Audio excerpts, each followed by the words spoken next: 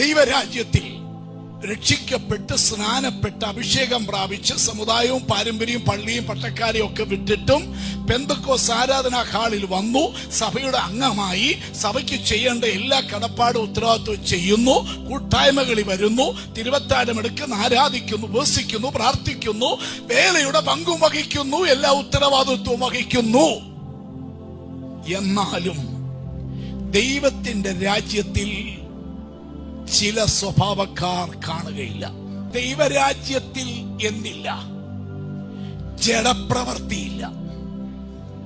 സഭയിൽ ആരാധിക്കുമ്പോൾ ഇതുണ്ട്, തിരുവത്താഴം എടുക്കുമ്പോഴും ഇതുണ്ട്, ഏത് ആത്മീയ കാര്യത്തിൽ ഏർപ്പെടുമ്പോഴും വിശ്വാസികൾക്ക് ഇതുണ്ട്.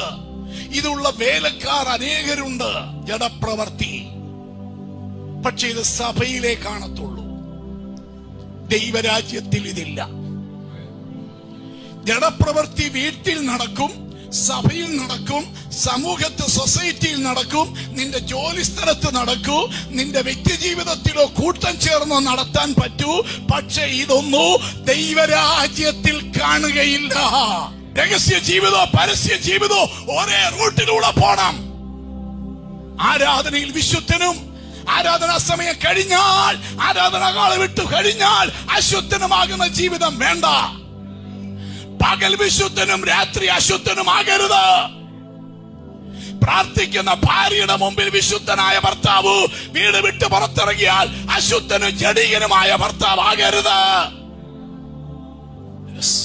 ആത്മീയനകത്തും പുറത്തും ആത്മീയനായിരിക്കണം. രഹസ്യ ജീവിതത്തിലും പരസ്യ ജീവിതത്തിലും ആത്മീയനായിരിക്കണം. അവൻ വിശുദ്ധനായിരിക്കണം. ഒരിക്കലും നമ്മൾ അഭിനയിക്കുന്നവരാകല്ല. നമ്മൾ വേഷം മാറുന്നവരെ പോലെ, നാടകം കളിക്കുന്നവരെ പോലെ, സാഹചര്യം അനുസരിച്ച് അഭിനയിക്കുന്നവരാകല്ല. ഒറ്റ അഭിനയം, ഒറ്റ വസ്ത്രമേ ഉള്ളൂ, അത് ജീവിത വിശുദ്ധിയുടേതാണ്. ഇതാണ് ഒരു ഭക്തന്റെ ജീവിതം, ഇതാണ് ഒരു ആത്മീയന്റെ ജീവിതം. മനസ്സിലായോ?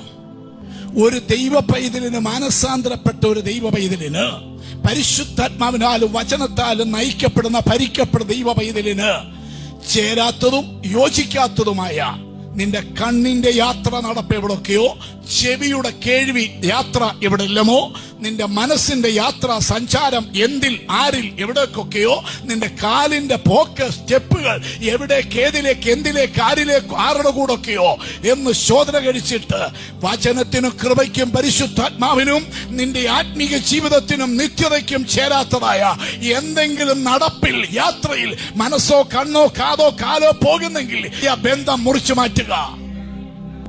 ജാതികളിൽ പോലും ഇല്ലാത്ത കാര്യമാണ് ആത്മീയന്റെ ജീവിതത്തിൽ കാണുന്നത്. പിന്നെ എങ്ങനെ ഒരു ജാതികൻ രക്ഷിക്കപ്പെടും?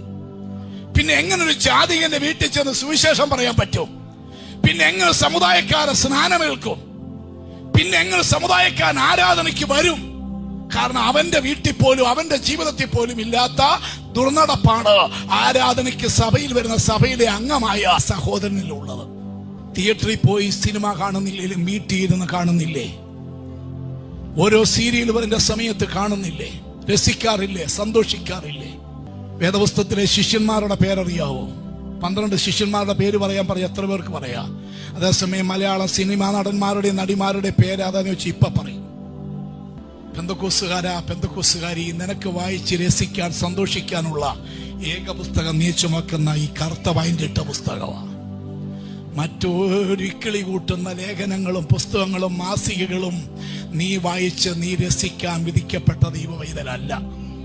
TV ഉണ്ടെങ്കിൽ ദൈവത്തിന് പ്രസാദമുള്ള കാര്യത്തിന് മാത്രം നീ അത് വിനിയോഗിക്കുക, അത് ഓണാക്കുക. ലാപ്ടോപ്പും കമ്പ്യൂട്ടറും ഉണ്ടെങ്കിൽ നിന്റെ ജോലിക്കും കുഞ്ഞുങ്ങളുടെ പഠിത്തത്തിനും ദൈവത്തിനും പ്രസാദമുള്ള ആത്മീയ കാര്യത്തിന് മാത്രം അത് യൂസ് ചെയ്യും. നിന്റെ മൊബൈൽ അതിനു വേണ്ടി മാത്രം യൂസ് ചെയ്യും. അശുദ്ധി പാടില്ല.